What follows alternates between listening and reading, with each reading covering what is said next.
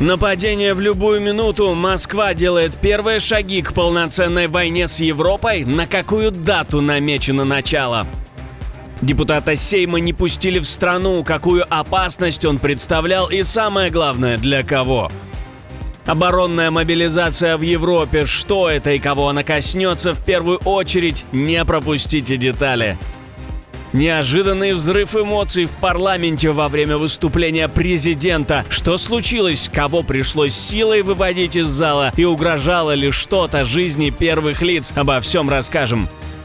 В Москве придумали новый способ набора солдат на войну. Очень коварный, не попадитесь. Об этих и других самых главных событиях утро вторника, 14 октября. Самые важные и срочные новости, эксклюзивные подробности. Вы смотрите информационный выпуск «Нехта». Оперативно о событиях в России, Беларуси, Украине и мире. Раньше и понятнее других. Все, что нужно знать сегодня.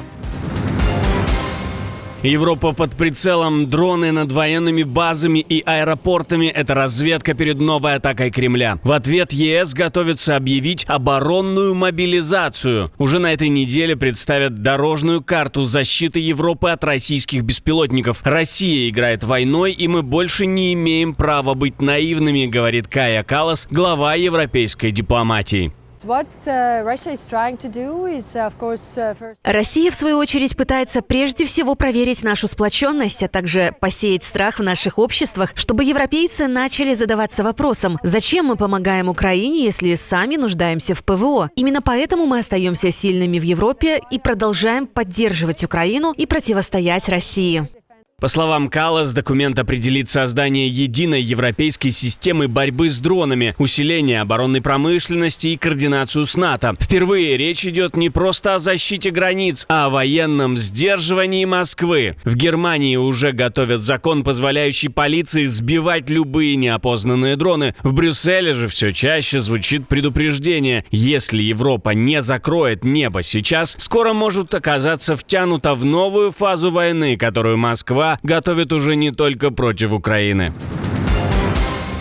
Европа живет в шатком мире, который может развалиться в любой момент. Глава немецкой разведки предупредила о возможной горячей конфронтации с Россией. Говорит, Москва уже воспринимает Европу как воюющую сторону и системно прощупывает границы НАТО. Россия скрывает свои намерения, но на самом деле она стремится проверить наши границы. В лучшем случае в Европе царит шаткий мир, который в любой момент может перерасти в горячую конфронтацию. Мы должны быть готовы к дальнейшей эскалации.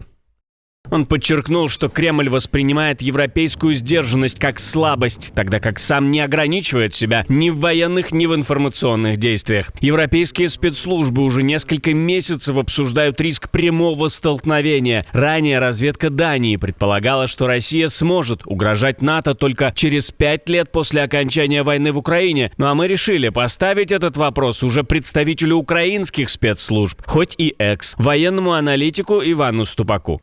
За 2023 год в Балтийском регионе было зафиксировано 55 инцидентов с российской стороны использования РЭБ. Вот сигнал душит, связи нету. То в 2025 году в 13 раз больше, там 730 с копейками. То есть это говорит о том, что Российская Федерация только наращивает свое военное присутствие и вот свои там разнообразнейшие гибридные атаки. Поэтому немецкая разведка приходит к мнению, что в любой момент может произойти что-то непредвиденное. В любой момент мы должны быть готовы. По моему опыту общения с нашими европейскими друзьями, с немецкими друзьями, они говорят так: нам нужно как минимум 2 года, чтобы мы могли хоть как-то подготовиться к чему-то страшному, неизбежному.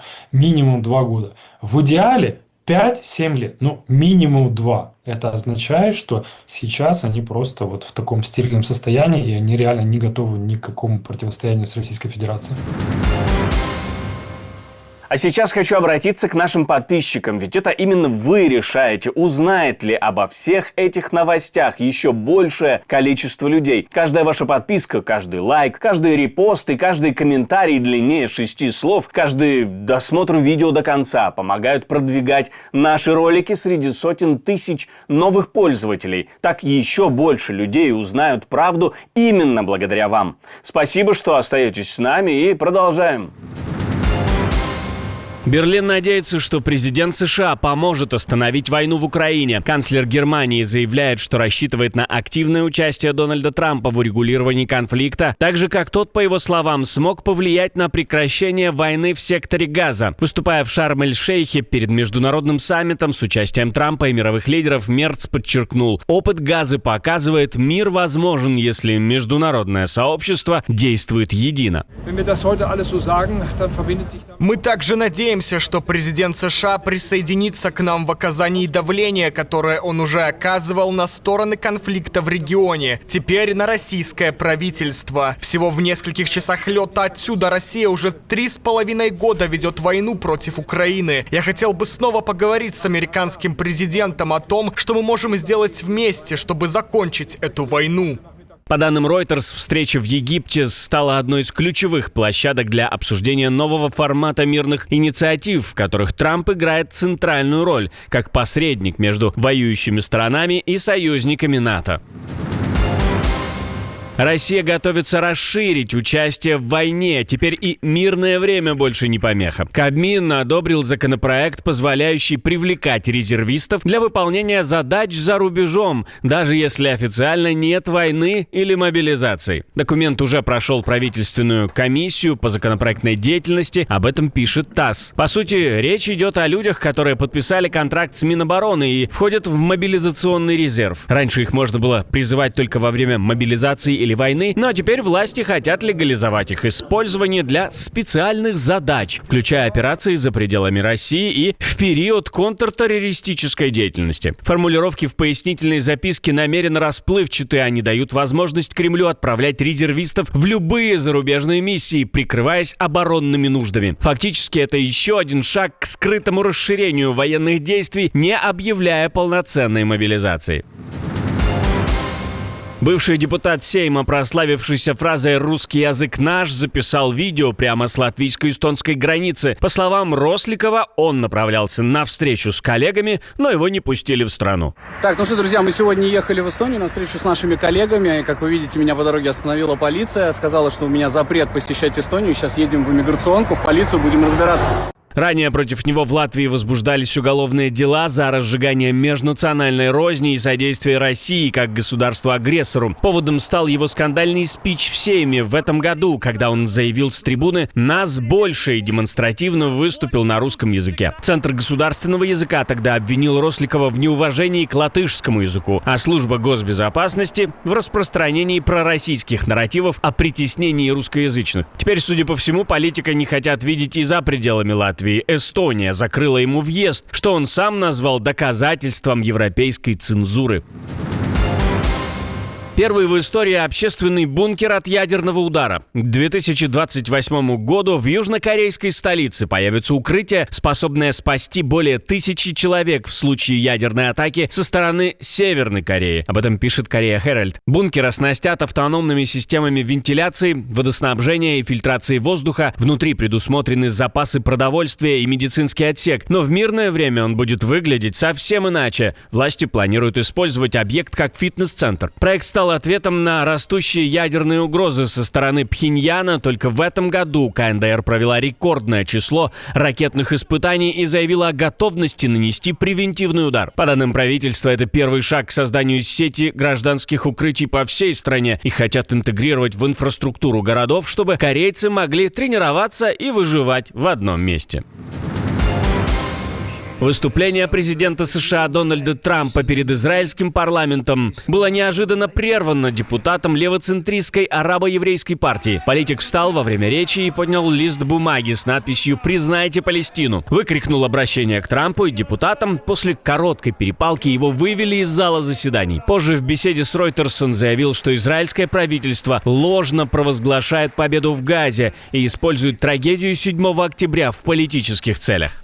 Это фальшивый праздник, праздник лжецов, которые по сути лгут сами себе. Они приехали сюда, чтобы обманывать самих себя. Это самая долгая война с 1948 года, и все это время они пытались изменить палестинскую реальность. Но в итоге война закончилась, и 7,5 миллионов палестинцев и столько же евреев остались на этой земле. Я хотел сказать правду. Без признания Палестины не будет мира.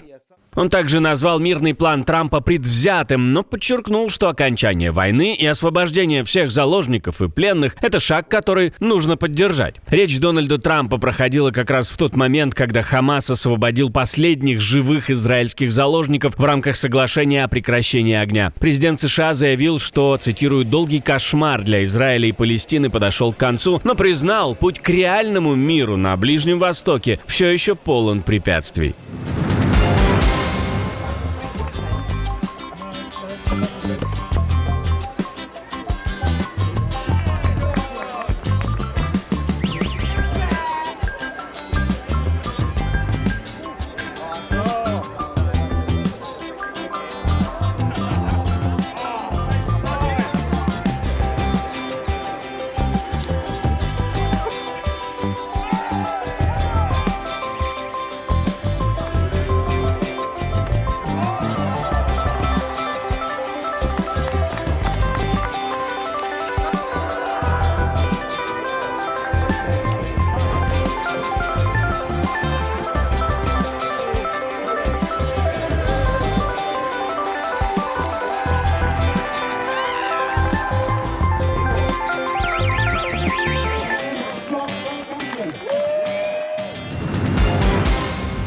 Отдельное спасибо, что досмотрели до конца. Спасибо за ваше доверие. Жду развернутых комментариев, лайков и репостов. Это важно, чтобы нас становилось больше.